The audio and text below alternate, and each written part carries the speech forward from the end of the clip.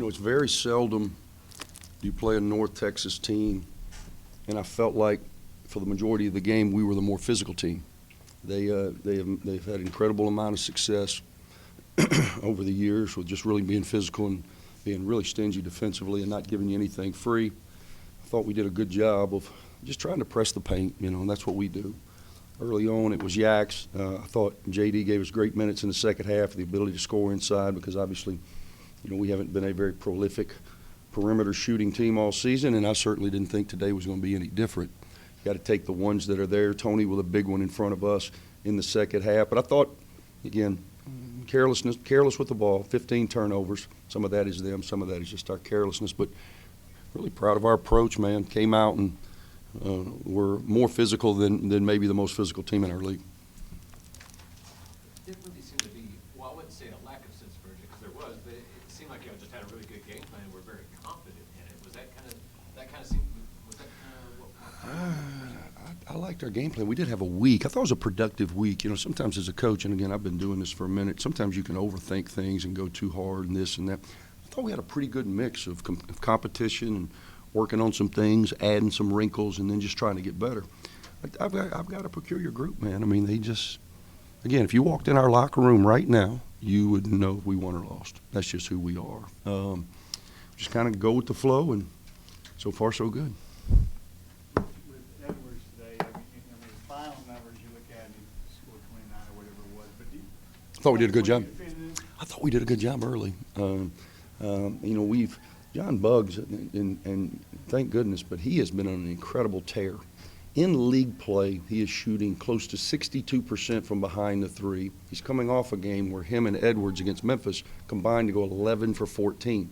He was 0 for 4 or 5 against us in Denton, and he's 0 for today. So maybe I've got his kryptonite in my pocket. I don't know, man, but I am very, very appreciative of him having his only 2 poor shooting nights in American Conference against us. Yeah, Jason Edwards is a handful again. I always have to give this disclaimer. I'm not trying to be blasphemous, but he's got a lot of Jelly Walker characteristics to me. He's really explosive. He can shoot it from deep. He can go get it. He can go by. A really good player.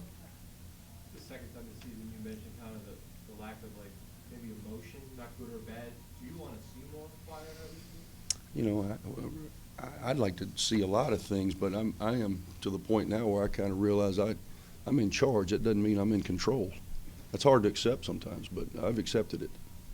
You look at Yaxel, another career high. Didn't make a double-double this time, but should have. Yeah, he should tricked have.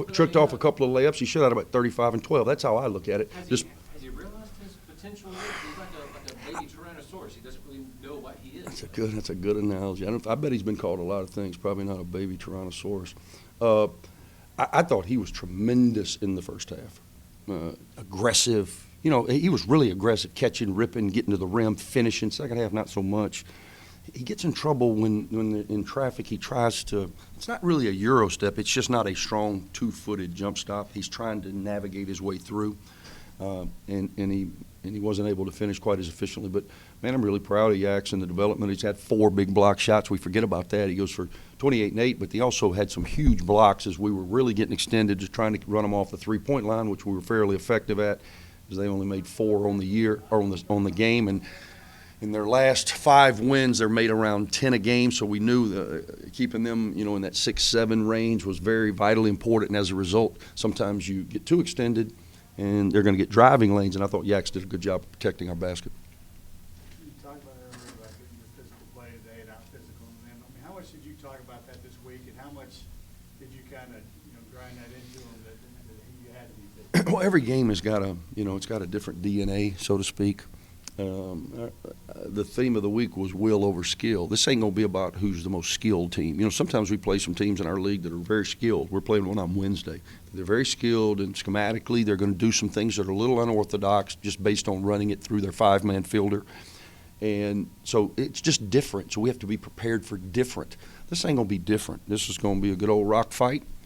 It's like going to the dentist. I need to go, too. I hadn't been in a while. And it's like going to the dentist, and you really don't enjoy it when you're sitting in that chair. But when you get out, you feel like you got something accomplished. That's kind of how I feel right now. Speaking of that, Jamie tonight, JD tonight, played without fouling. I think he ended up with maybe a couple fouls. But It was a while before he got his first foul. I mean, you think that he? Yeah, 3 according to this, but I think a couple of them were late. Right. Did you like the way he played physical without fouling? Here's what I don't like. Let me get to that first. I liked his ability to finish inside, and he's a nanosecond away from having 12. Eric did a good job. Shot clock. We're trying to run the clock down as much as we can there at the second half. I thought he made his first shot. It was kind of unorthodox. He stepped through a double team, and he lost his footing, and he just kind of, fortunately, it went in for him. Then he missed 2 in a row, and then I thought he lost his assertiveness. Defensively, I thought he was tremendous. Our ball screen coverage changes based on personnel. When JD's in there, we like to keep our biggest body on their biggest body, so we're not switching it. We're calling, we're very, very aggressive in the hedge, and then we're recovering. And I thought JD, for the most part, I bet about 75% of the time he was right on point with that. So defensively is the things that stood out to me. And then I thought he really helped us in the second half when we were trying to find offense, and he was able to finish some in the paint. How cool was it seeing the mayor back in Birmingham? Yeah, I didn't see him, but I heard the name.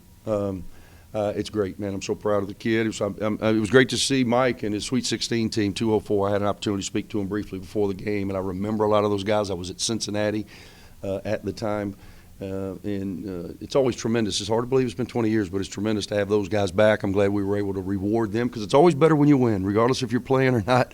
When you've got as much sweat equity in the program as that group, I wanted to make sure they left with a good memory. Thank you. Oh, go ahead. At this point in the season, as we get down to the end of conference play, what is it that you like about this team, and what makes this squad so unique, so different? The thing that I'm the most proud of is we have learned the ability to persevere, which I think is very, very valuable. We're doing it in a variety of ways with a variety of different people, playing well, playing not so well, getting up off the mat, punching the clock, doing it again. I just think it's super valuable, man, perseverance.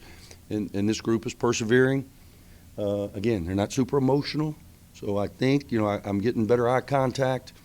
I can't get a hoorah very much, but I am at least getting a head nod, so we're making progress in that as well. And I'm just proud that, again, there's 6 games left in the regular season, if my math is correct. So I used to hate tracking when I was a kid. I used to do it, but I didn't like it. And I would remember when they would put you in the old mile. I ran the old mile. Boy, I'd feel sick to my stomach because I said, I got to run around this thing 4 times. And then when you get to about that third one, it's amazing what happens, isn't it? Well, you get a little bit more energy, and then if you can get to the curve and about halfway, you can kind of run your way in because why? You see the finish line. Well, I think this team can see the finish line, and thank goodness we're still in the race. Thanks. AK was in here a minute ago just talking about how he felt like you guys out physical, one of the most physical teams in the conference. When you're going in a game where you know that you're going to play physical like this, how do you prepare, especially with a week off? I mean, how do you prepare for just the physical nature of this thing? You just gotta prepare your body for the bumps and bruises. Like we've been taking it all year. You just gotta reflect on how North Texas played us the first time as well, and just get in that mode where you can't really feel pain until the game's over. Just use the adrenaline as much as you can, and just try not to process everything that early. Did y'all feel like y'all had a real good game plan? Because y'all didn't seem to be really phased early on. Oh yeah, no, we knew that the game was going to be really slow pace and they were going to be getting after us. The game plan pretty much was focused more on defense because that's what we need. We had to try to keep it off Edwards as much as we can. We did a good job in the beginning, but then at the end he started taking off. But main focus was defense and just grabbing the rebounds. What was it you did early on Edwards? I mean, it took him a while to even score. What did you do early? Well, as soon as he gave the ball up, everybody would just pressure him up a little bit, and no help off him as well, so he can't get any open looks. Like I feel like last game he got a lot of them, and he's coming off of a hot shooting night, so he'll be really confident and be ready to cook us pretty much. I think you hit 4 blocks in the game. You were to hit 3 or block a shot. I would say a 3 because I work on that more, so it just it gives me a little rush, so I'll take the 3. Talk about maybe added that shot blocking aspect to your game throughout the years. You're playing the best basketball you like. Yes, sir. I would say it's all about timing pretty much. Before, when I was getting a little taller, I used to just look at it before it gets on the backboard. Now I feel like my time is getting better even if it's not going up off the backboard. So I've been working on that as well, especially in practice, just trying to time different shots and stuff. You might be a candidate for Player of the Year in the conference. Just a year ago, did you ever think you'd be in this position? Never. I would have never thought I'd be playing Division I ever. This is something I can't even think about pretty much. Yeah.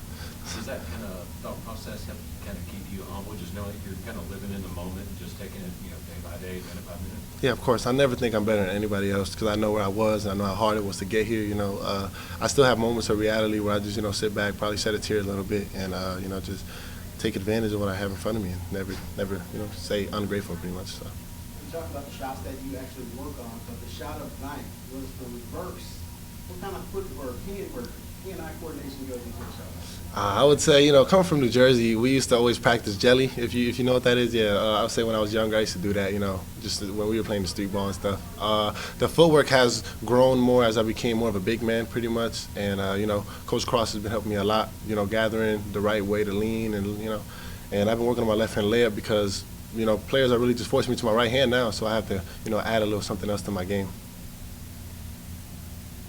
You talked at first there about you have to sort of forget the pain until the adrenaline wears off. You sore right now? Of course, yeah. My knee is bad, ankle rolled. My back is bad as well. I feel like an old man right now, but hopefully I get a good night's sleep and I get back better tomorrow. Looks like you're really an old man.